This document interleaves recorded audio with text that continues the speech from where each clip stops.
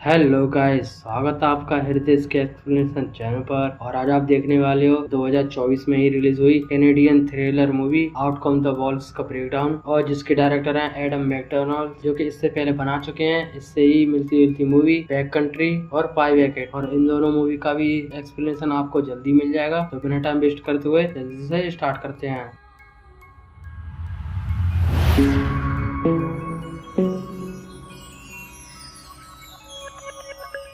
ये कहानी है एक कपल सोफी और नोलन की, जो कि एक जंगल में मौजूद दूर दराज केबिन में रहने आए हैं। और आने का रीजन है नोलन का काम। नोलन एक मैगजीन में फूड राइटर है और नया आर्टिकल लिखना है इसे हंटिंग के बारे में। इंसान अपना खाना कैसे जुटाते थे, हंटिंग पर आर्टिकल लिखने के लिए इसे खुद एक एक्सपीरियंस चाहिए था, इसलिए आना हुआ। नोलन एक शहरी लड़का है और सोफी इसी जगह पर पली बड़ी है और ये एक कमाल की हंटर है। इसके डैड ने इसे बचपन में सब कुछ सिखा दिया था, लेकिन ये नोलन के साथ शिकार पर नहीं जाएगी। इसका रीजन ये है कि जवानी में एक बार शिकार पर जब गई थी, तब इसे एक हिरन मिली थी और शिकारी के तौर पर ये इसे मारने वाली थी, लेकिन उसकी आंखों में देखते ही पता नहीं उसे क्या हुआ, इसने उसे जाने दिया, बल्कि इसने शिकार करना ही छोड़ दिया और साथ में नॉनवेज खाना भी। उस हिरन की आंखों ने इसका पूरा जीवन बदल दिया। अब ये तो शिकार करने जाएगी नहीं और नोलन अकेला भी नहीं जा सकता, इसलिए सोफी ने बुलाया है अपने बचपन के दोस्त काइल को। काइल के पेरेंट्स के बीच में बचपन से ही प्रॉब्लम थी, इसलिए काइल का टाइम ज्यादातर सोफी और सोफी के डैड के बीच गुजरा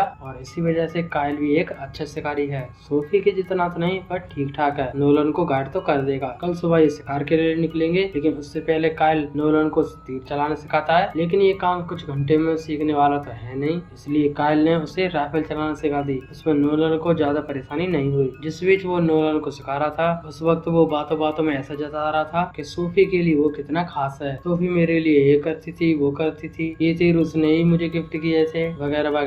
और इन सब बातों से कहीं न कहीं नोलन चिढ़ रहा था, क्योंकि ओरिजिनल प्लान तो ये था कि काइल अपनी गर्लफ्रेंड को साथ में लेकर आएगा, सोफी और इसकी गर्लफ्रेंड साथ में टाइम बिताएंगी और ये और काइल साथ में। लेकिन आकर ये कहता है कि मेरी गर्लफ्रेंड ने एंड टाइम पर मना कर दिया। अब हो ये रहा है कि सारा टाइम ये सोफी के साथ बिता रहा है और नोलन साइड में अकेला एक साइड बैठा है। बचपन के दोस्त इतने टाइम बाद मिल रहे हैं तो जाहिर सी बात है कि कई सारी बात करनी है, और क्योंकि खुद इनवाइट भी किया है तो होस्ट भी करना पड़ेगा, इसमें कोई दिक्कत नहीं है। लेकिन दिक्कत तब नोलन को हो रही है। अब वो ऐसा बर्ताव कर रहे हैं कि वो अब भी बच्चे नहीं है। उनका ये मस्ती मजाक देखकर नोलन गुस्सा होकर अंदर चला गया। सोफी तो अंदर रूम में गई तो उन दोनों की बहस हो गई। नोलन का कहना ये था कि काइल की गर्लफ्रेंड कहाँ पर है, उसके अकेले आने से ये वीकेंड वैसा नहीं रहा जैसे ये सोच रहे थे। तो सोफी कहती है कि मैंने तेरी वजह से काइल को बुलाया है, ये पूरी ट्रिप भी तेरी वजह से है और तू लैपटॉप लेके बैठा है। और गलती तो नोलन की भी है, जो उसे जल्दी समझ में आ गई। उसने जाकर सोफी को सॉरी बोला, लेकिन वहाँ पर भी काइल आ गया। अब तो ऐसा लग रहा है कि वो जानबूझ के इनके बीच में फूट पड़वा रहा है। आखिर में उसने सोफी को बता ही दिया कि मेरा ब्रेकअप हो चुका है, इसलिए मैं अकेला आया हूँ। इसके चेहरे पे हम साफ साफ देख पा रहे हैं कि इसके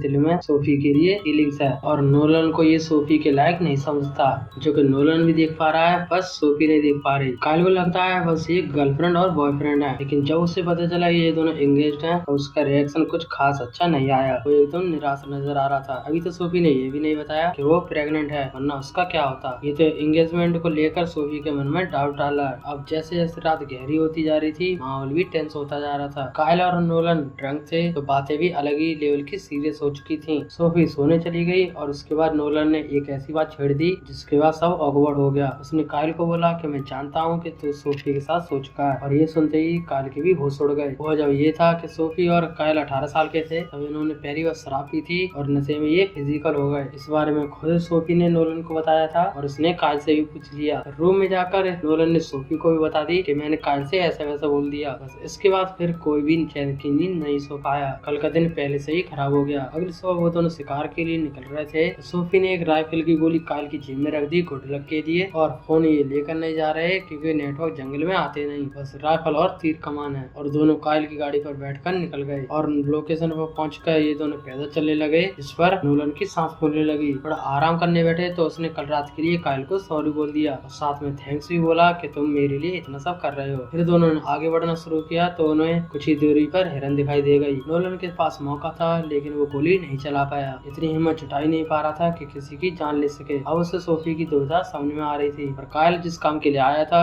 वो उसे करना ही था। उसने तीर मारकर हिरन को ढेर कर दिया। पास पास जाकर एक और तीर मारा, लेकिन हिरन की सांसें अब भी चल रही थी। नोलन चाह रहा था कि कायल उस हिरन की सफरिंग जल्दी खत्म कर दे, यानी कि उसे जान से मार दे ताकि उसकी सफरिंग खत्म हो जाए। लेकिन तभी पास ही में कायल को एक और हिरन दिख गई। मारने की जरूरत नहीं थी, लेकिन फिर भी कायल ने राइफल छीनकर उसे जल्दी से मार दी। गोली हिरन को लग गई थी, लेकिन वहाँ पर नहीं जहाँ पर कायल चाहता था। वो हिरन भाग निकली थी। कायल ने खून के निशानों का पीछा किया, लेकिन थोड़ी दूर जाते ही सारे ट्रैक्स खत्म हो गए। तो दोस्तों आज की वीडियो बस यहीं तक। और आप इसका दूसरा पार्ट देखना चाहते हैं तो मेरे चैनल को सब्सक्राइब कर लो और इस वीडियो को लाइक कर देना। तो मिलते हैं फिर इसके अगले पार्ट में, तब तक के लिए सबको बाय।